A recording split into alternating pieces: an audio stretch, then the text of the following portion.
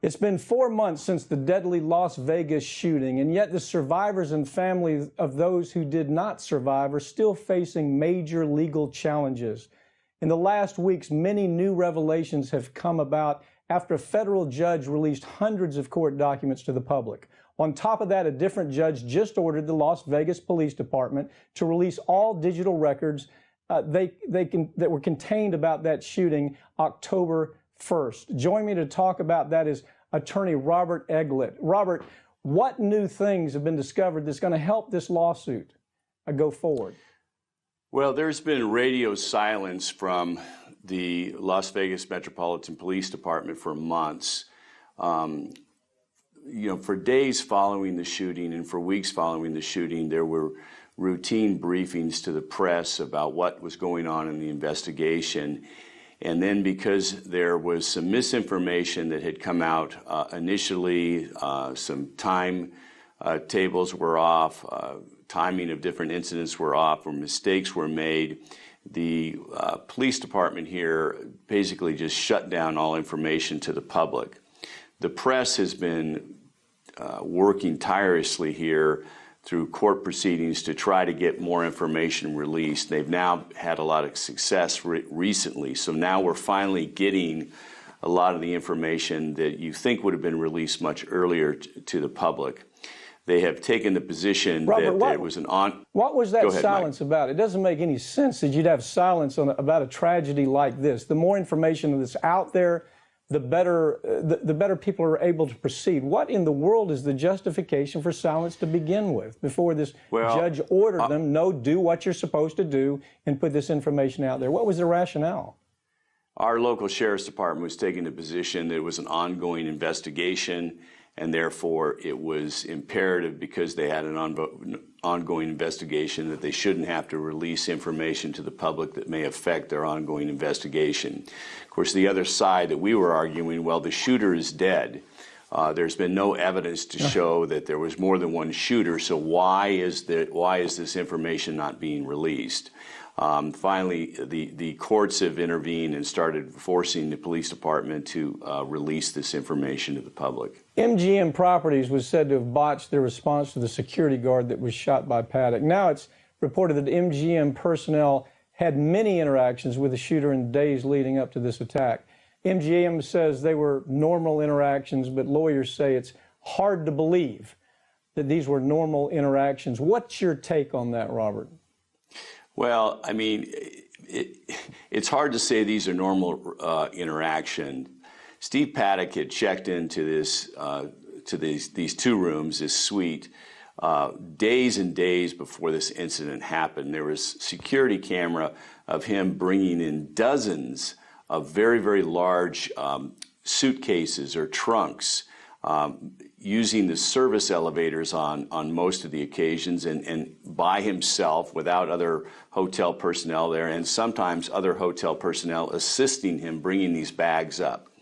He was literally bringing these bags up, then leaving the hotel, driving back to his house an hour north of Las Vegas in Mesquite, and picking up more guns, more ammunition that was packed in these suitcases, and bringing them back to the hotel, to the point where he'd brought something north of a dozen of these large suitcases up. This behavior in itself was strange. He wasn't a conventionaire who was bringing stuff for a convention there. He was a guest. He was a high roller. Why is he bringing all of these heavy items, and why are they being allowed to be brought up?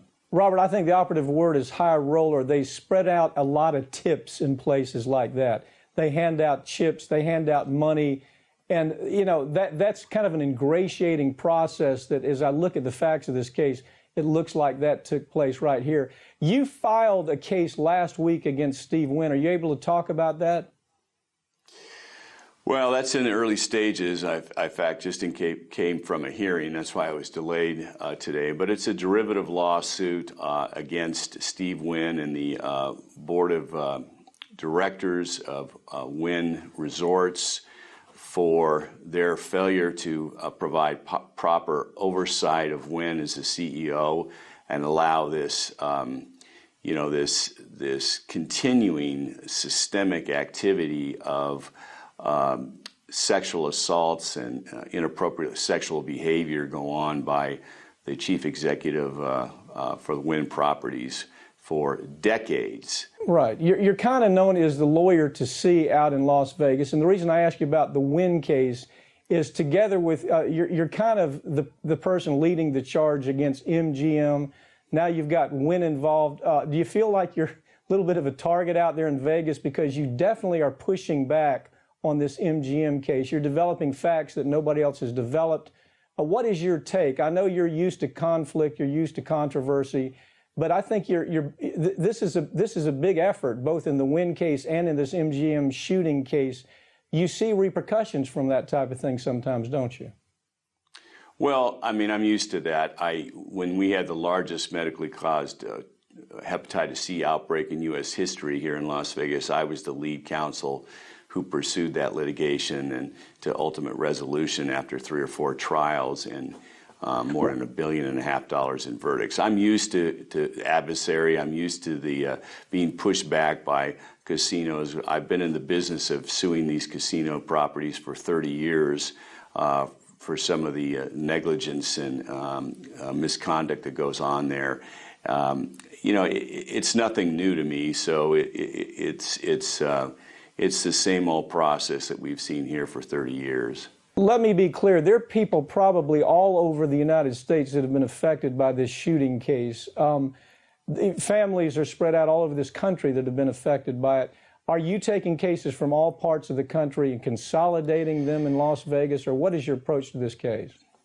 So this case, the cases themselves will not be consolidated into one lawsuit. They'll be filed as separate lawsuits. And yes, we're taking cases from all over the country for both families of victims who lost their life on 1 October, as well as people who were severely injured from shooting injuries, as well as being trampled in the mayhem that occurred there afterwards. They'll be coordinated in an effort. The cases will be coordinated here in our state courts. There'll be a presiding judge, but each of the cases will be handled individually, and that's how we're handling these cases. And right now, I'm leading the charge. I'm leading the attorneys around the country who are presenting these cases. We've already had one organizational meeting in my office. We have another one scheduled for next month, and we're proceeding in due course, and at the right time, at the right place, we'll be filing these lawsuits collectively. Robert, I've followed your career many years. You're always there on the biggest of the big cases. You always seem to pull it out. A lot of people are counting on you for this one. So good luck out there. If I'm taking a bet, since we're talking about Las Vegas, I would say MGM has a lot to worry about. Thank you for joining me. Thank you, Mike.